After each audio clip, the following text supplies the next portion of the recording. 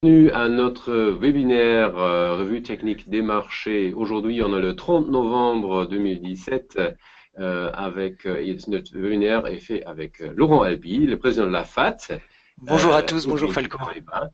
Bonjour Laurent, bonjour à toutes et à tous. Et voilà, on va commencer tout de suite. Je donne l'écran pour toutes les analystes techniques à Laurent et comme ça, on commence cette jolie webinaire. Attendez, on va faire ça. Clic. Et un autre clic. Et c'est parti. C'est à Laurent. Est-ce qu'on voit déjà l'écran de Laurent ou pas? Là, il arrive. Parfait. Alors, c'est quoi le programme aujourd'hui? Alors déjà, on n'est pas le jeudi 29 novembre, on est le jeudi 30 novembre. Jeudi 29? Euh, oui, j'ai marqué Oh là 29 là. sur mon Ah, non. slideshow, donc D'accord. on est bien le 30 novembre, hein. On est Oui, je suis bien d'accord. jeudi et vous êtes bien sur le webinaire hebdomadaire organisé par BNP Paribas. Falco Wiesmann, qui en est l'hôte, et l'AFAT que je représente. Webinaire donc contient pour tenter de vous éclairer sur la progression des marchés. C'est une revue technique, c'est-à-dire que vous nous soumettez pendant toute la semaine par email vos questions sur les sous-jacents qui vous intéressent. Et puis, on dépouille tout ça, on regarde les sous-jacents qui ont été le plus fréquemment demandés. Et puis, on vous fait un petit sommaire en espérant que nous allons satisfaire le maximum d'entre vous. Alors, aujourd'hui, on va, comme à notre habitude, regarder ce que fait le CAC 40. Ensuite, nous avons remarqué qu'il y avait pas mal de questions sur le secteur industriel avec Airbus, Altran et Nexans. Alors, j'ai pensé que ce serait peut-être l'occasion de refaire un point sur le secteur en hebdomadaire et en daily, en force relative et en performance absolue. Voilà, pour regarder un petit peu ce qu'a fait ce secteur industriel pendant l'année 2017 et ce qu'on pourrait éventuellement prévoir pour les prochaines semaines, les prochains mois. Alors, secteur industriel, on va donc examiner après Airbus, Altran et Nexans, comme je vous le disais. On va aller également du côté de la chimie avec Air Liquide, la construction avec Saint-Gobain, le secteur de l'énergie avec une très très belle valeur qui ne montre aucun signe de faiblesse pour le moment, c'est Ruby. Et puis à l'inverse, le secteur des médias qui est très faible, mais une valeur malgré tout qui arrive à se tenir, c'est Vivendi. Donc vous voyez un sommaire pour le moins chargé cette semaine avec une question de Alexandre sur l'euro CHF. On va donc le regarder ensemble. Ça me fait plaisir de regarder un petit peu les devises. Donc, on terminera notre émission là-dessus. Et puis, si on a un petit peu de temps, je prendrai toutes vos questions, en sachant évidemment, je vous rappelle que vous pouvez tout au long de ce séminaire poser toutes les questions que vous voulez à Falco, qui nous les transmettra et auxquelles je répondrai donc en direct avec grand plaisir. Voilà. Alors, Donc, et Laurent, j'ai tout de suite une question parce que Pascal nous dit, j'avais demandé la semaine dernière le DAX et SAP. Laurent, on a oublié ça? c'est possible, c'est possible. Alors vous savez, on reçoit tellement d'emails maintenant, c'est Ouais. On est victime de notre le succès, hein. revers de la médaille. Alors peut-être que le DAX et SAP sont passés à travers les gouttes, pardon. Ben écoutez Pascal, ce qu'on va faire, c'est que on va les garder en réserve et puis je vais essayer d'aller vite, enfin, sans aller trop vite pour vous permettre quand même de bien comprendre ce que je dis. Si on a la chance d'avoir un petit peu de temps, on reviendra sur ces valeurs, enfin sur SAP et l'indice allemand. Toutes mes excuses, Pascal, pour cet oubli. Allez, on y va. On commence avec le CAC 40. Alors, lecture toujours hebdomadaire pour commencer. Un CAC 40, vous le voyez depuis la semaine dernière, qui n'a pas beaucoup évolué. Alors, je vous disais la semaine dernière qu'on était dans une tendance qui était haussière, forcément, puisqu'on a inscrit un nouveau sommet dans ce mouvement qui a débuté donc en début 2016, enfin mi-année, mi-2016. On est donc toujours dans cette dynamique de progression, sauf qu'on voit bien qu'il y a un petit ralentissement. Alors pourquoi je dis qu'il y a un petit ralentissement? Parce que c'est vrai qu'on a fait un nouveau sommet, mais il est vraiment marginal par rapport au précédent.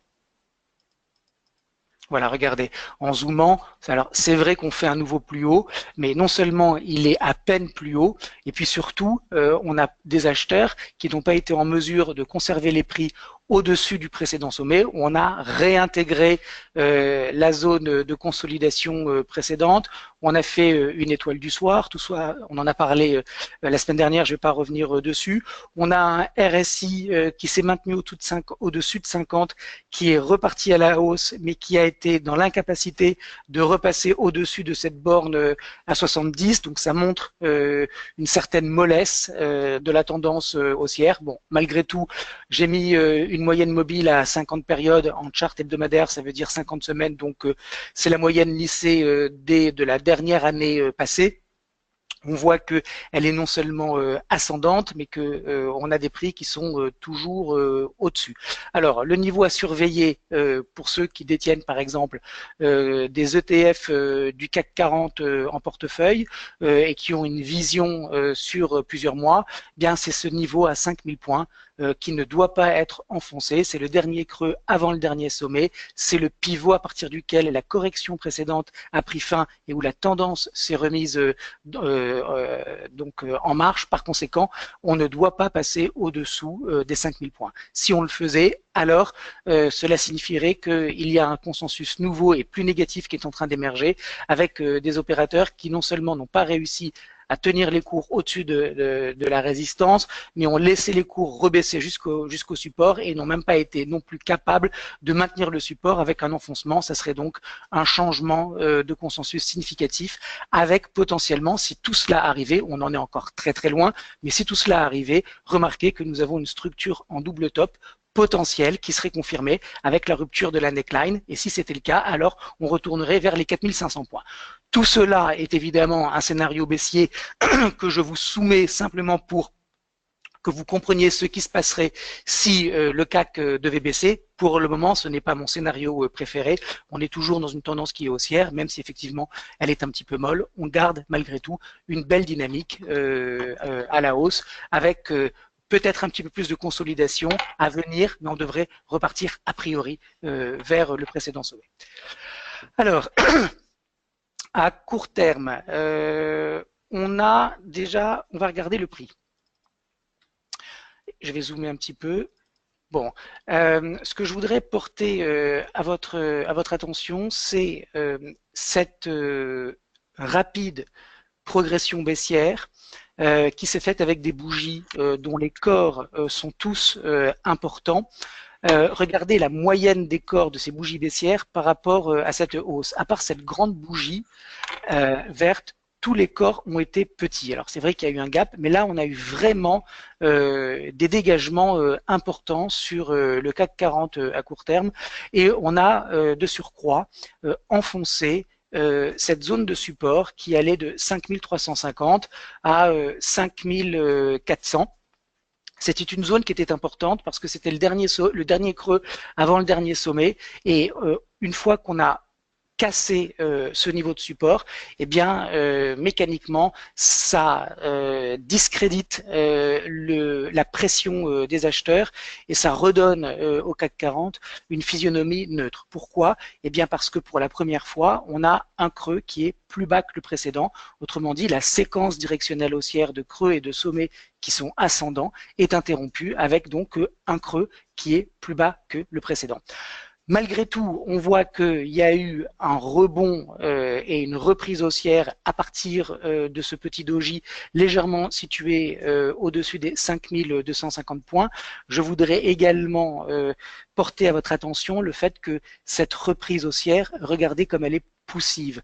Regardez la différence entre ce rebond où les bougies ont toutes des corps les uns à l'intérieur des autres et cette impulsion baissière où chaque corps commence quasiment à la fin du précédent. Il y a une psychologie, un comportement très différent dans cette impulsion baissière et dans cette nouvelle poussée haussière qui, pour moi, a des allures, a des physionomies de progression corrective.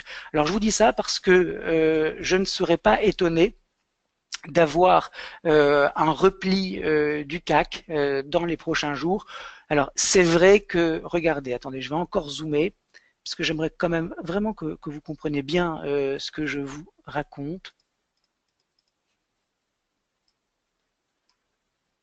Voilà, donc on avait ce niveau de résistance, on a fait 2 mèches importantes qui montrent que par 2 fois, les investisseurs ont essayé de dépasser ce niveau à 5400 points pour simplifier, et par 2 fois, ils n'y sont pas arrivés. Malgré tout, la 3e fois, ils sont revenus sur la résistance. 4e fois, 4e séance consécutive, ils passent au-dessus de la résistance, mais ils clôturent, ils font encore une fois une très longue mèche haute et ils clôturent sur des plus bas. Et puis aujourd'hui, on réintègre cette résistance. Alors, ce que ça nous dit, c'est que on a vraisemblablement des opérateurs qui vendent le CAC 40.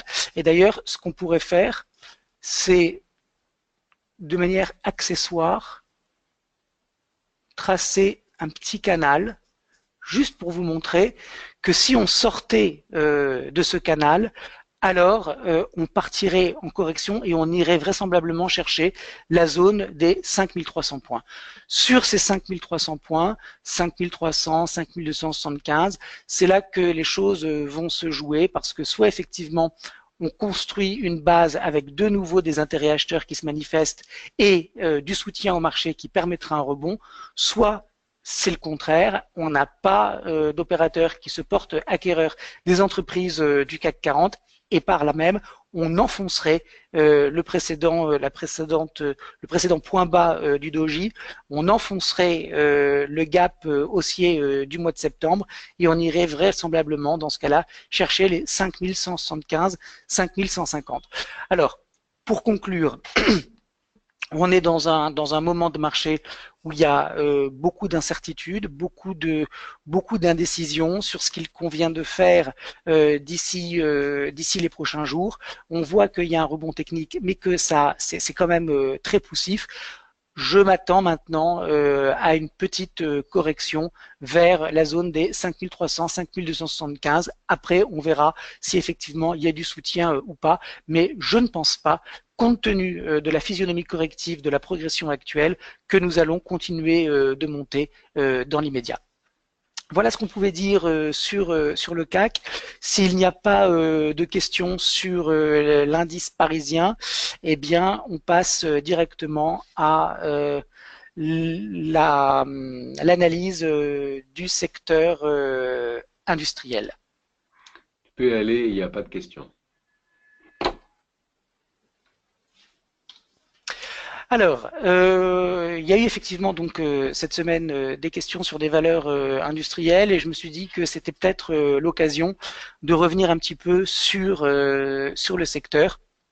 Vous savez maintenant que je suis particulièrement friand de l'analyse sectorielle et de force relative, c'est-à-dire que c'est une approche que dans le métier on appelle top-down, c'est-à-dire que on sélectionne d'abord ou on identifie plutôt d'abord les secteurs qui surperforment et ensuite à l'intérieur de ces secteurs on cherche les valeurs qui elles-mêmes surperforment le secteur. Autrement dit, on va choisir des valeurs qui surperforment le secteur, un secteur qui surperforme le marché. Vous avez en quelques mots la crème de la crème et c'est là qu'a priori il faut investir son argent. Alors qu'est-ce qui s'est passé sur le secteur industriel en 2017? Regardez, c'est un ratio, ce que vous avez à l'écran. Depuis juillet ou un petit peu plus tard, depuis septembre 2016, on a un ratio qui monte. Le chart que vous avez à l'écran, c'est donc 5 années d'historique en zoomé en hebdomadaire et on voit donc cette progression haussière sur le ratio secteur industriel divisé par Stoxx 600. Autrement dit, quand on a un ratio qui progresse, ça veut dire qu'on a le numérateur qui progresse plus vite que le dénominateur et par conséquent, on a une progression manifestée par cette courbe. J'ai mis une moyenne mobile à 50 périodes, ou même pas, à 34 périodes. J'ai pris une moyenne mobile plus rapide qui arbitre, vous le voyez donc, les différents creux. Cette moyenne mobile n'a jamais été enfoncée, c'est donc 34 semaines. On a dépassé le précédent sommet et pour le moment on n'a même pas fait de pullback sur ce niveau à 1,35. Donc en force relative de moyen terme, on voit clairement que le secteur industriel était l'un des secteurs sur lesquels il fallait se positionner en 2017. Et pour le moment, on n'a pas de signe majeur, ni de fatigue, ni de renversement sur le secteur industriel. Par conséquent, c'est toujours une niche où on peut réfléchir pour envisager l'ouverture de positions longues sur des valeurs qui font partie donc de ce secteur. Du point de vue du RSI, on voit que, alors c'est vrai que ce plus haut n'est pas plus haut que celui-ci. Je ne considère pas pour le moment que c'est une divergence. Ce qui m'intéresse, c'est ça, c'est-à-dire le fait qu'on ait fait deux nouveaux plus hauts et là qu'on a un RSI qui fait un nouveau plus haut également. Autrement dit, nous n'avons pas de signe manifeste de fatigue, d'autant plus que c'est un RSI de marché haussier puisqu'il est allé tester la borne haute à 80 et qu'il est toujours au-dessus de ce niveau à 40. 40 et 80, ce sont les bornes de surachat et de survente quand un marché est haussier sur le RSI. Donc en force relative hebdomadaire, beaucoup de force sur le secteur. Quand on regarde le secteur lui-même en hebdomadaire, on retrouve donc cette très belle progression haussière représentée par des creux et des sommets ascendants. Là, pour le coup, on a fait un nouveau sommet. Et on est revenu sur la zone de polarité, c'est-à-dire le précédent sommet qui devient une zone de support. Alors, on aurait aimé voir les prix s'arrêter sur 529. On voit qu'ils sont allés un petit peu plus bas, à 523. Mais cette zone entre donc 523 et 529 a servi donc de zone de support par les investisseurs, puisqu'on a fait un pullback pendant 2 semaines et qu'on est en train de repartir. Alors bon, en hebdomadaire, pour le moment, c'est joli, puisque si la bougie de cette semaine se clôture telle que vous voyez la bougie à l'écran, on a un corps qui est relativement important, donc ça devrait tenir et ça devrait repartir. Quand on passe sur un horizon de temps un petit peu plus court, on est un petit peu plus gêné par l'évolution du marché. Parce que vous le voyez, on retrouve, regardez, je vous remontre le chart de moyen terme où il y avait cette zone entre 523 et 528. On retrouve donc cette zone ici de polarité, sauf qu'en clôture daily, eh bien, on avait cette résistance à 528,80, 529 qui avait été donc validée en tant que telle puisqu'elle avait été validée, elle avait été testée 2 fois. Une fois dépassée, on a eu clairement un pullback sur cette ancienne résistance qui est devenue support, donc tout allait bien. Derrière, on a fait une nouvelle impulsion haussière. Et il y a maintenant, depuis le début du mois de novembre, c'est un petit peu patatras, puisque regardez, c'est à l'image de ce qui s'est passé sur le CAC 40. On a des bougies qui représentent une baisse très, très impulsive, très brutale, avec un enfoncement de ce support. Alors, si on est un puriste et que on applique les principes de l'analyse technique à la lettre, eh bien, ce support enfoncé fait que on repasse neutre, puisque on a 2 supports maintenant qui sont baissiers et que ça ne peut pas coller de support baissier avec une tendance qui, elle, est haussière. Alors, malgré tout, on retourne tout de suite à l'intérieur de la zone de support précédente. On voit bien que là aussi, c'est exactement comme le CAC 40. C'est poussif, mais malgré tout, on réintègre le niveau à 529. On remarque la différence entre toutes ces bougies qui se chevauchent avec ces bougies qui là sont très impulsives. Elles ont des corps qui sont importants et encore une fois, des corps qui commencent là où les corps précédents se terminent. Autrement dit, on voit bien une différence de dynamique entre cette impulsion et cette correction. Des moyennes mobiles, regardez, qui étaient très bien alignées et qui maintenant ont croisé. Un niveau à 38% qui a été enfoncé puis réintégré. Et puis pour le coup, là, on a un RSI qui retourne vers la zone des 30 points, enfin qui est retourné vers la zone des 30 points. C'est un petit peu bas pour garder un biais haussier immédiat. Alors, qu'est-ce que ça veut dire quand on est en hebdomadaire boule avec, vous le voyez, un marché qui tient son support et qui semble redémarrer, et que en daily, sur un horizon de temps plus court, on est repassé neutre. Ben, ça veut dire que pour le moment, on garde à l'esprit que la texture de moyen terme est plutôt favorable, mais comme il y a eu cette petite dégradation à court terme, on peut anticiper non pas une continuation, voire un démarrage haussier vers 540 puis 550, mais plutôt une continuation de la consolidation avec à la clé donc un retour dans cette zone à 526, 527. C'est un petit peu ce que j'envisage également sur le CAC 40.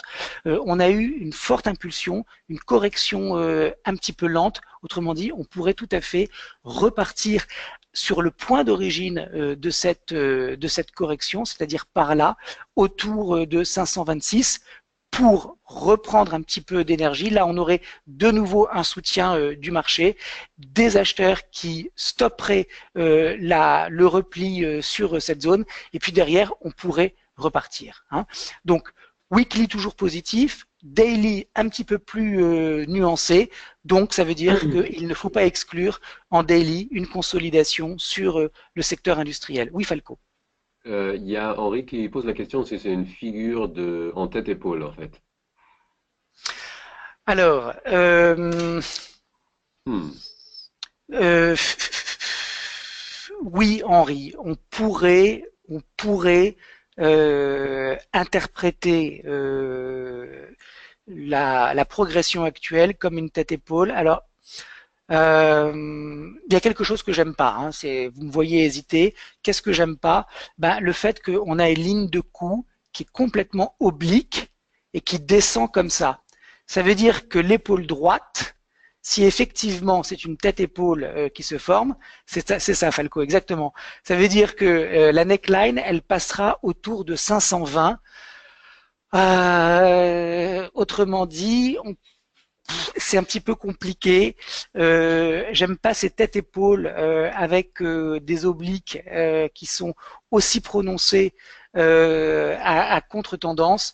Donc je ne peux pas refuser cette lecture en tête-épaule, mais quand on va arriver sur 520, voilà, ce qui me gêne, c'est que quand on va arriver à 520, on aura déjà baissé. Or, 520, c'est le point qui doit être enfoncé pour que la tête-épaule soit validée. Donc, ça ne m'étonnerait pas qu'on ait une fausse sortie baissière sous la neckline, qu'on réintègre ensuite pour aller sur 530.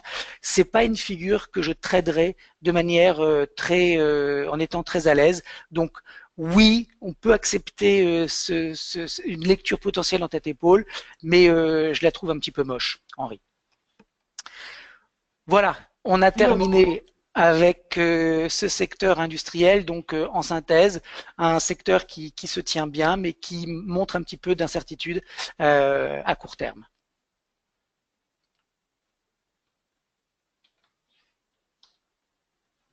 Alors, on va enchaîner sur des valeurs donc du secteur industriel avec Airbus, qui vous le voyez donc depuis la mi-2016 et elle aussi dans une très belle dynamique haussière. Le dernier creux sur Airbus à moyen terme, c'est 76 €. Autrement dit, tant qu'on est au-dessus de ce niveau à moyen terme, eh bien la structure reste haussière.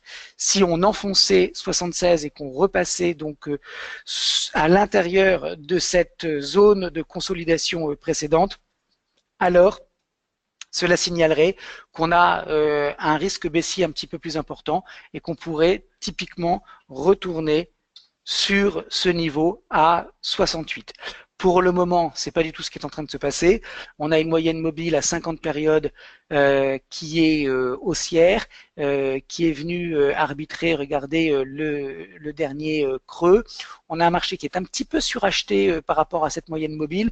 On retrouve ça sur le RSI qui a un petit peu de mal à progresser. Un RSI qui malgré tout conserve une nature très positive puisqu'il a fait un plus bas à 44 et qu'il a fait un plus haut à 72, donc des bornes de RSI qui sont haussières. Pas de divergence sur le RSI, autrement dit sur Airbus à moyen terme, nous sommes en présence d'une valeur forte qui devrait continuer sa belle progression. Quand on regarde Airbus, quand on rebasse, excusez-moi, quand on regarde Airbus à court terme, alors on voit qu'on est en train de revenir sur le précédent sommet. On a malgré tout des moyennes mobiles qui sont toujours bien orientées, qui ne sont pas vraisemblablement, en tout cas pour le moment, prêtes à croiser, même si effectivement il y a eu une petite baisse de régime dans le momentum. Sur l'ADX, on voit qu'on a un reflux qui montre justement que le momentum est en baisse de régime. Sur le RSI, à court terme, un plus bas à 46 et par conséquent une zone de support qui reste forte. On attend maintenant de voir le RSI repasser au-dessus de cette zone de surachat à 70, ce qui confirmera donc un nouveau sommet. Donc sur Airbus à court terme, pour le moment, le niveau à surveiller, c'est 82 €, qui est le dernier point bas. Tant que cette zone à 82 € est préservée, eh bien, la dynamique reste favorable. Le niveau de confirmation de la tendance haussière, c'est au-dessus de 89 €, c'est-à-dire l'inscription d'un nouveau sommet. Le risque sur Airbus, c'est de ne pas franchir dans l'immédiat cette zone, ce précédent sommet, et de voir une construction latérale se mettre en place, c'est-à-dire qu'on va prendre un petit peu de temps avant de franchir. En tout cas, pour le moment, on est largement au-dessus de cette moyenne mobile exponentielle à 10 périodes. Autrement dit, c'est toujours un marché à court terme qui est fort. Je ne parle même pas de cette moyenne mobile à 43 périodes qui est très bien orientée avec des prix qui sont au-dessus. Donc pour le moment, de la force sur le titre.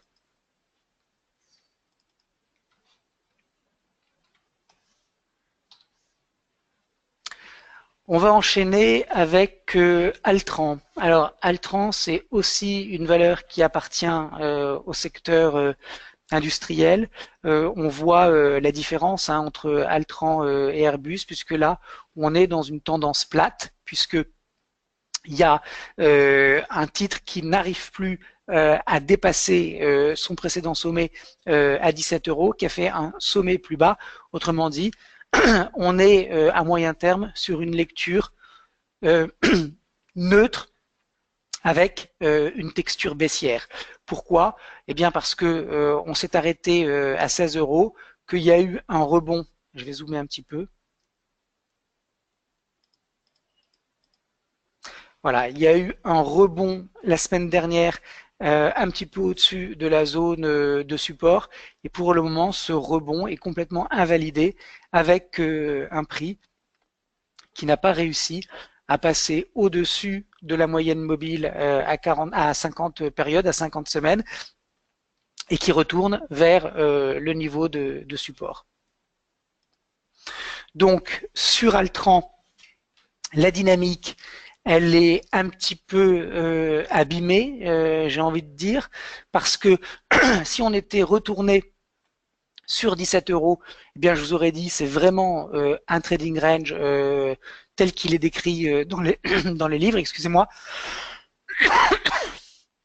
Là, pour le coup, le fait qu'on se soit arrêté bien au-dessous de la résistance, ça montre qu'il y a de la pression baissière qui rentre sur Altran depuis quelques semaines et qu'il va falloir surveiller ce niveau à 14 € de manière très attentive parce que je n'exclus pas une rupture de ce niveau de support.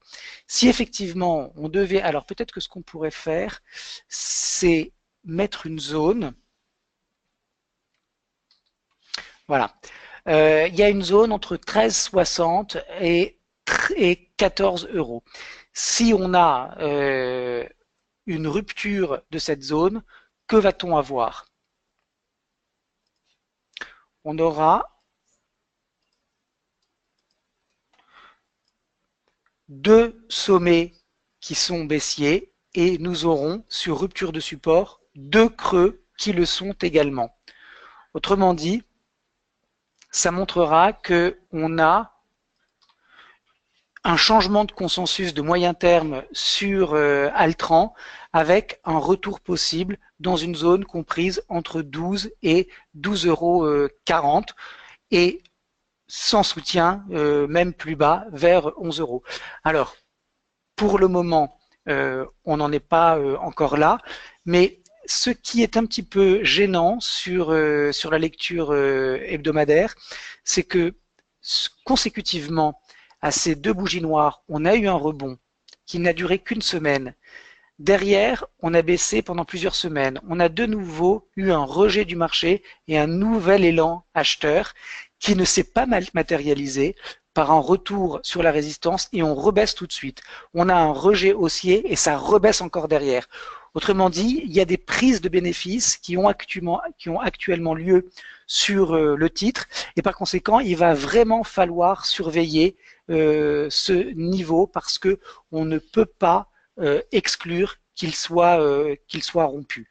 Donc, si vous possédez du Altran, faites attention parce que pour le moment, il n'y a pas de risque baissier, mais s'il y avait une rupture, alors on pourrait avoir une accélération vers des niveaux de prix plus bas. Oui, Falco. Il y a Henri que pose la question, existe-t-il un nombre idéal de tests d'un support ou d'une résistance? Par exemple, plus de 3 fois égale risque de rupture? Merci. Alors, oui, Henri. Plus de 3 fois risque de rupture. Alors, pourquoi? On va l'expliquer. Premier retour sur un niveau, c'est un repli. Donc, le niveau n'était pas support. Ça devient un niveau à partir duquel il y a un rebond. Deuxième test, et avec de nouveau un rejet du marché, là, ça devient clairement un support. Et là, normalement, après le nouveau test de cette zone, on doit avoir une reprise de la hausse. Si on revient tester une troisième fois, déjà, ça pose un petit problème parce que ça veut dire que la fois précédente, alors que le support avait été clairement identifié par le marché, il n'y a pas eu suffisamment de conviction pour qu'on s'écarte durablement de ce niveau de prix. Et on revient une troisième fois. Si on revient une quatrième fois, alors ça veut dire, alors c'est pas scientifique, vous le savez maintenant, je le répète quasiment à chaque webinaire, les marchés financiers ne sont pas régis par des règles scientifiques, c'est plutôt de la psychologie sociale appliquée. Autrement dit, on a une communauté d'investisseurs qui ont défendu à plusieurs reprises un niveau. Et manifestement, chaque fois qu'il y a un rebond, on a des vendeurs qui se manifestent et qui reprojettent les cours vers le support. Alors, le problème, c'est que on revient une quatrième fois, et là, on a eu 3 fois auparavant des opérateurs qui se sont positionnés à l'achat. Ça veut dire que si il y a une rupture de ce niveau, il y a il y a des opérateurs qui se sont accumulés sur ce support qui vont se retrouver en perte et qui vont donc s'empresser de déboucler leur position longue achetée sur le support. Et c'est pour ça que la rupture risque d'entraîner une accélération baissière. Donc, dans l'idéal, on rebondit et on s'éloigne du support lors du deuxième test. Lors du troisième test, on l'accepte, mais il faut vraiment que ça fonctionne. Si ça ne fonctionne pas et qu'on revient une quatrième fois, oui, Henri, il y a un risque de voir le support se faire enfoncer. On passe à la lecture. On passe à la lecture daily sur Altran. Bon, il n'y a pas grand-chose à dire de plus. C'est-à-dire que à court terme, on est dans une dynamique de dépréciation des cours depuis le mois d'octobre, avec ce petit sommet donc qui a été fait à proximité des 16,20 €. On voit donc qu'on est revenu sur cette zone, un rebond poussif. Et puis alors la bougie d'aujourd'hui, elle est pas belle du tout. Elle montre un momentum baissier en séance très puissant qui fait que on conserve cette vigilance sur Altran avec un risque de rupture. Alors quand on regarde le RSI, bah regardez, on a eu un RSI qui a baissé jusqu'à 20. C'est très faible, et quand il y a eu ce rebond, il s'est fait jusqu'à 56. Autrement dit, on a un RSI de court terme qui est maintenant un RSI de marché baissier. Donc, surveillez Altran parce que il peut y avoir une rupture du support. En tout cas, sur enfoncement de ce niveau à 14 €, eh bien, on aura vraisemblablement une accélération de la baisse. Nexans maintenant. Alors, Nexans, il y a eu une tentative de franchissement de résistance avec un breakout qui pouvait signaler la reprise de la tendance haussière. La tendance haussière, elle a démarré ici, à moyen terme, en décembre 2014, début 2015. Première impulsion, consolidation, impulsion, et puis là, on a une consolidation. Alors, il y a beaucoup d'incertitudes sur Nexans parce que on franchit la résistance. Derrière, on continue la progression pour finalement, à la fin de la semaine, réintégrer complètement le corps de la bougie blanche qui a fait le breakout. Vous voyez, on réintègre la semaine qui suit le breakout, après avoir fait des nouveaux plus hauts, on réintègre complètement la zone de consolidation. Derrière, nouveau contre-pied avec une bougie qui montre que la pression vendeuse est bloquée par des acheteurs. Semaine suivante, toupie, autrement dit statu quo, équilibre entre les forces vendeuses et acheteuses. Et puis cette semaine, on repart vers la résistance. Donc a priori, on attend maintenant sur Nexans le franchissement de cette résistance, puisqu'on voit bien que ce contre-pied qui a été fait n'a en aucun cas été en mesure de projeter les cours vers la borne basse du trading range. Donc, tendance plate, excusez-moi, tendance plate sur Nexans. On voit assez bien d'ailleurs la moyenne mobile à 50 périodes qui, elle aussi, s'aplatit complètement avec un biais légèrement haussier puisque on retourne vers le niveau de résistance et il va y avoir une nouvelle tentative de sortie par le haut, ce qui nous ferait dire que cette zone de consolidation était une zone de continuation, ce qui dans le corpus de l'analyse technique nous va très bien puisque les rectangles sont a priori des figures de continuation. Alors quand on regarde Nexans à court terme, on a une tendance qui est haussière qui est un petit peu molle. Alors pourquoi elle est molle? Ben parce que le point bas qui précède en fait le dernier sommet, c'est une zone entre 52 et 50,33 et on voit bien qu'on est retourné à l'intérieur et qu'on repart maintenant à la hausse. Alors le RSI, lui, il nous dit qu'il est un petit peu faiblard puisqu'il a cassé ce niveau des 40. On a un ADX bon, qui lui aussi est en reflux. Malgré tout, on a un DI+, qui est toujours au-dessus. Je vous rappelle que quand on a un DI+, qui est au-dessus du DI-, cela signifie que le momentum est haussier, ce qu'on retrouve donc sur le chart, mais bon, vous voyez que c'est un petit peu mollasson. Alors, à court terme, il ne faut pas enfoncer ce niveau à 50-30 pour garder une dynamique toujours positive. La prochaine cible à court terme, à très court terme, eh bien, c'est le test des 59 euros qui, en clôture, signalerait donc la confirmation de la tendance avec, vous le voyez, un dépassement de ces mèches à 57.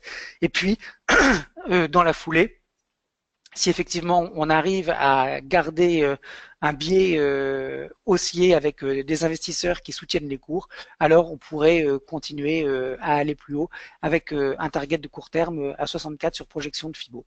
Donc sur Nexans, pour le moment, on est toujours dans une dynamique haussière qui est pas très jolie, avec, vous voyez, ce gap qui a été enfoncé, ce retour près du support.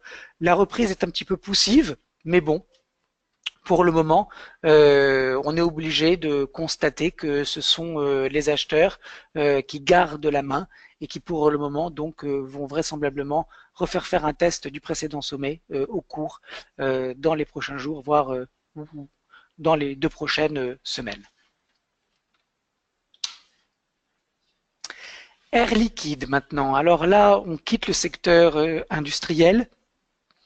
On va dans le secteur de la chimie avec Air Liquide qui, elle aussi, a tenté une sortie haussière puisqu'on a des résistances qui datent de 2015, résistance importante hein, à 109,18 €, dépassée marginalement, immédiatement réintégrée.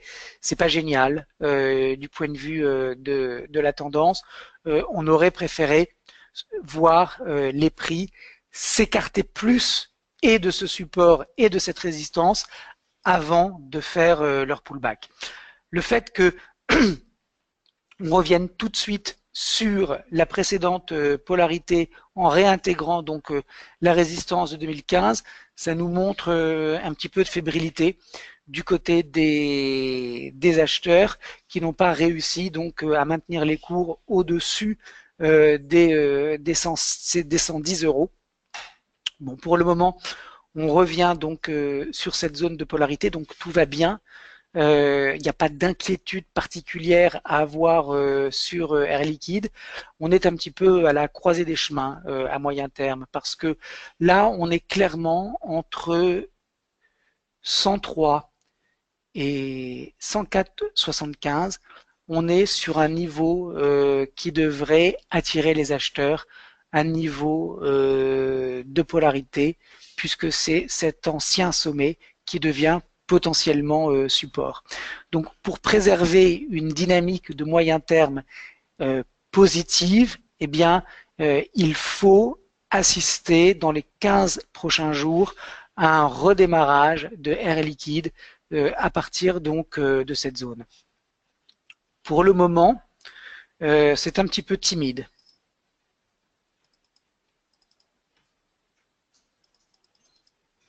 Vous voyez, c'est un petit peu timide parce que c'est vrai que on a eu donc cette bougie blanche qui montre que on a eu des opérateurs qui sont rentrés sur le marché en estimant que c'était une opportunité de venir se porter acquéreur du titre sur ces niveaux à proximité de 104,75.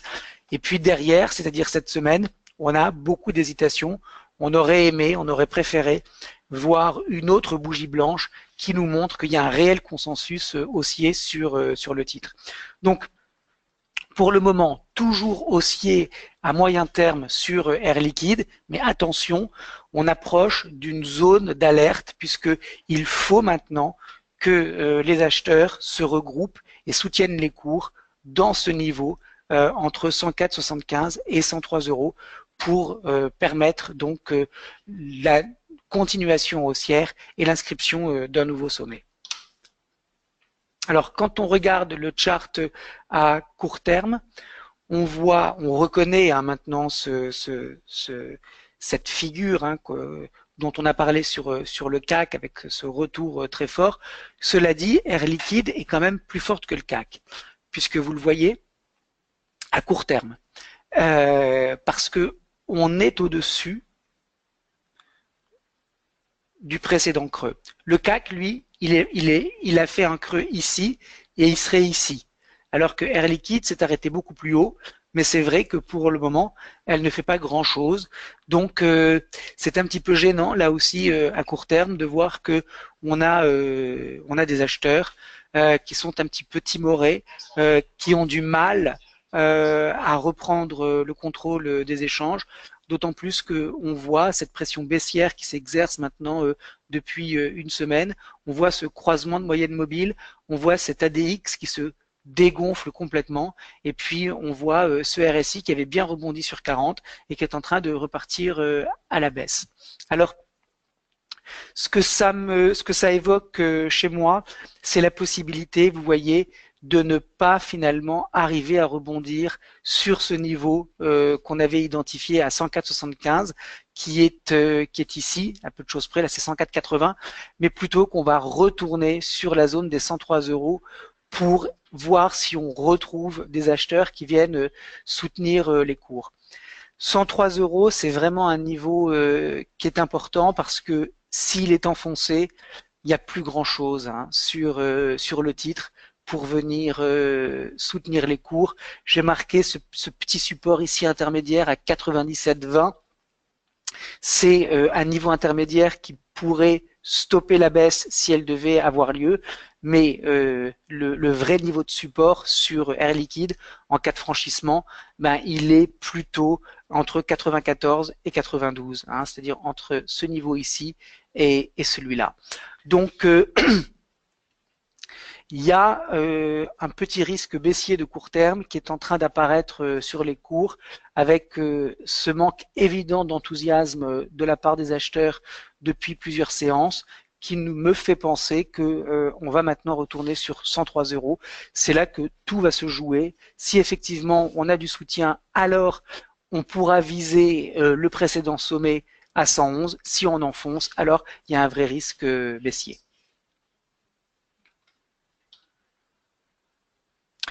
Ruby maintenant. Falco, est-ce qu'il y a des questions? N'hésitez pas à poser vos questions à Falco.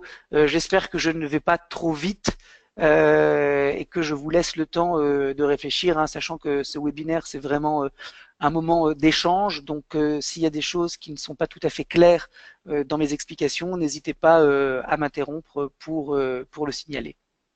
En ce moment, il y a tous ces calmes en fait. Donc, ils écoutent, j'imagine. Alors, on continue. D'accord. Voilà, exactement. Donc, c'est parfait. Ok. Alors, Ruby, secteur de l'énergie. Excusez-moi, j'ai un chat dans la gorge. Excusez-moi. Donc, Ruby, secteur de l'énergie. Alors, le secteur de l'énergie, c'est un secteur qui est faible depuis le début de l'année, mais qui a bien performé depuis le début du mois de septembre. Ruby, elle, c'est que de la force, puisque regardez, depuis le début 2015, on est sur une valeur qui a été grosso modo multipliée par 3 avec une très forte ascension et un changement de rythme, puisque dans un premier temps, on a progressé et puis on a consolidé pendant presque un an. Et puis, depuis le début de l'année, on est sur une structure impulsive très forte avec, pour le coup, 4 semaines de hausse sur la valeur. Alors, à moyen terme, le niveau, le niveau théorique qui vient invalider la tendance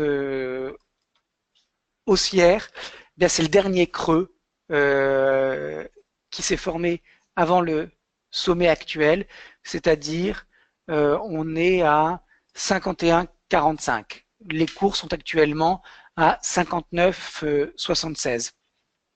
C'est très loin, mais c'est ce que le marché nous donne comme structure. Ça veut dire que il peut y avoir des pullbacks sur Ruby à l'intérieur de cet intervalle 59-52 sans que ça ne change rien à la structure haussière. Donc, on est pour le moment sur un titre qui est en train de faire un nouveau sommet, que de la force, donc sur Ruby. Quand on regarde le titre à court terme, alors on retrouve donc une belle impulsion qui a permis au titre donc de s'extraire de cette zone de consolidation précédente. On a ouvert un gap sur Ruby le 22 novembre et depuis, vous voyez, on a un petit peu de mal à progresser. Alors, le fait que on ait une pression acheteuse qui est un petit peu en train de patiner, ça nous montre simplement que le marché est suracheté et que le test, ça va être celui du prix avec sa moyenne mobile exponentielle à 10 périodes.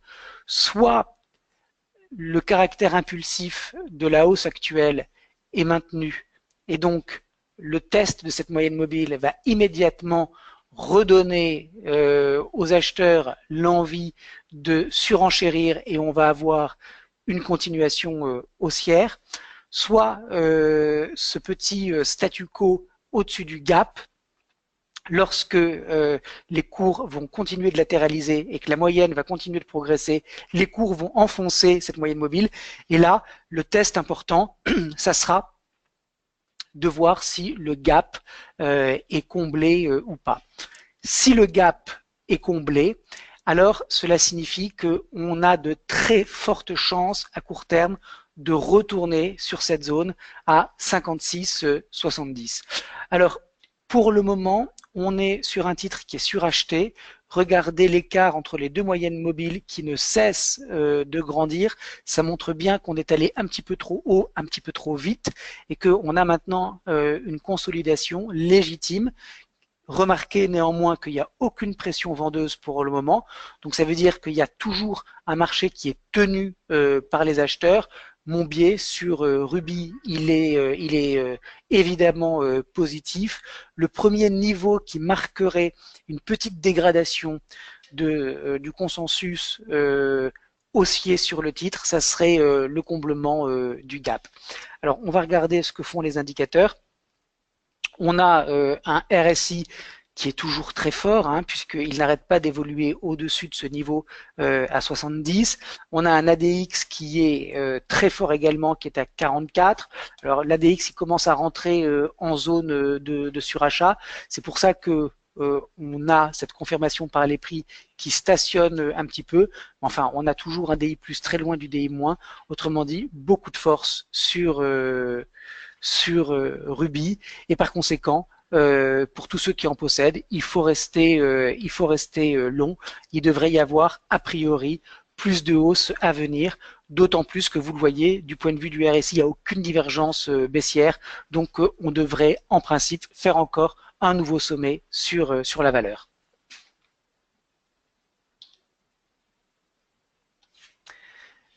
Saint-Gobain maintenant. On est dans le secteur de la construction. Laurent, voit... Laurent, oui, Laurent, Laurent, et Juste une petite question en fait encore sur Ruby à mon avis. C'est Pierre qui pose la question si les volumes sont-ils significants? Alors,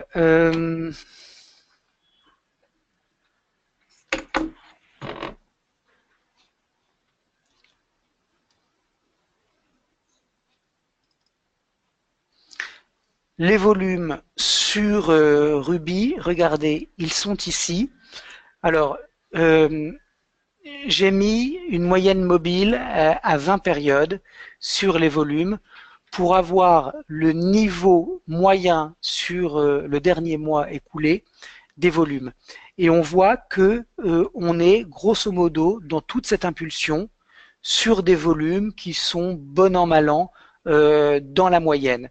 On aurait aimé, bien évidemment, voir des volumes importants faire accompagner un nouveau sommet, mais quand on voit la magnifique progression du titre depuis plusieurs mois, avoir des volumes qui sont dans la moyenne et qui de toutes les façons sont dans la moyenne de toute la hausse précédente, c'est un tout petit peu plus faible, mais c'est pas quelque chose d'inquiétant.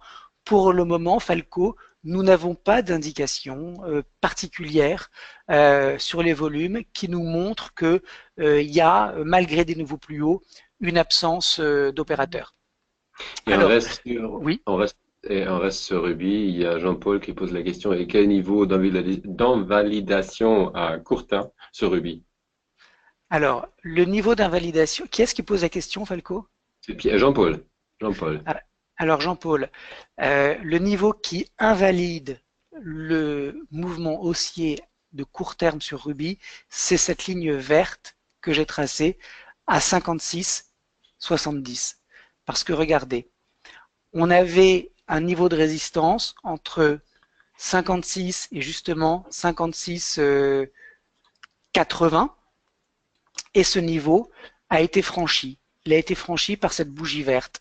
Et vous savez que quand une résistance est franchie, elle devient, en principe, dans la majorité des cas, un support. Et c'est exactement ce qui s'est passé sur Ruby. Et ce support, avec ce pullback, c'est celui qui précède le sommet actuel. Autrement dit, non seulement c'est une polarité, c'est un pivot, mais c'est également le point qui doit être considéré par les acheteurs comme une opportunité de revenir sur le titre. S'ils ne l'ont pas déjà fait sur le breakout, ils devraient se dire que si on retourne sur 57, eh ben en fait, c'est une aubaine, c'est quelque chose qu'il faut saisir. Si ce n'est pas ce qu'ils pensent et qu'ils laissent la pression vendeuse, autrement dit qu'on a une offre qui n'est pas suffisamment importante, ou plutôt si on a une offre qui est trop importante et qu'elle n'arrive pas à être absorbée par la demande et qu'on doit casser ce niveau, alors on réintègre toute la zone de consolidation précédente et à court terme, cela signifie qu'il y aurait une détérioration du momentum. Et maintenant, la dernière question sur Ruby, avant qu'on continue, c'est Henri qui pose la question. À partir de quel pourcentage de flottants peut-on efficacement analyser graphiquement un titre? Merci. Oh, je dirais,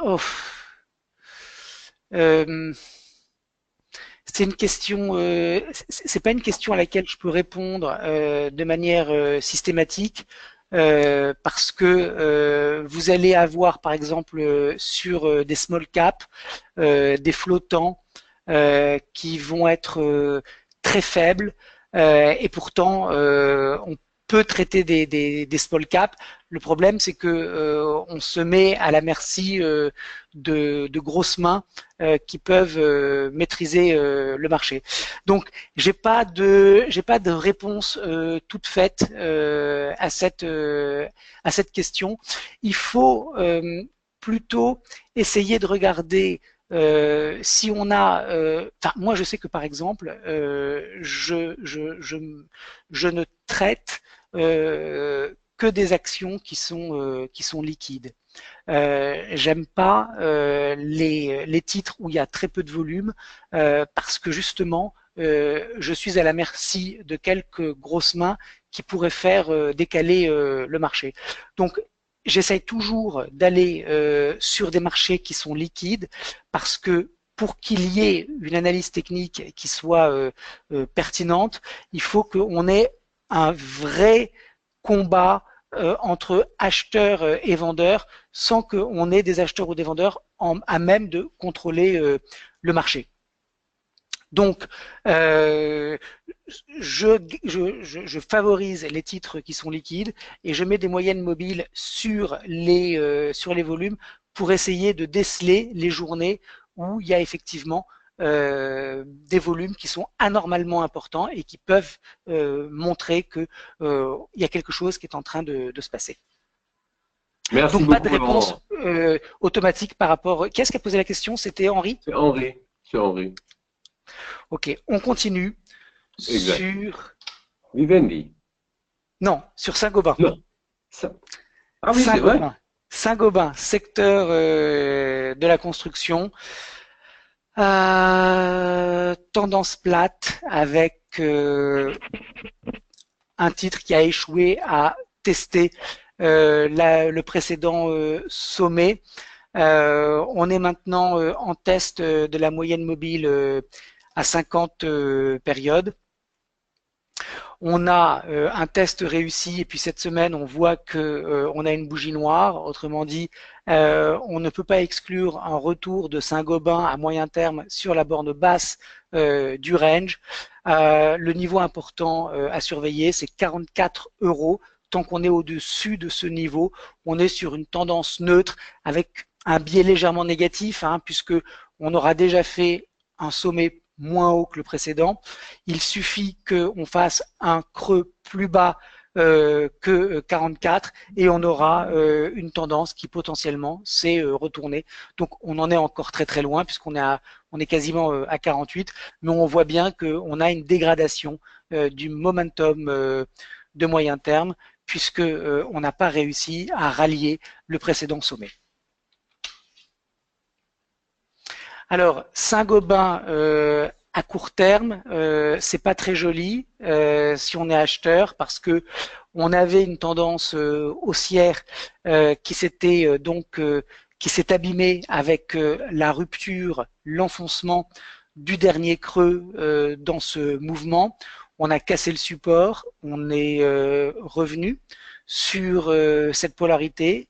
Support devient résistance. Et là, on est en train de repartir à la baisse. Autrement dit, sur Saint-Gobain, on est dans un mouvement qui est baissier avec le risque de retourner sur cette zone à 46 ou 44 euros.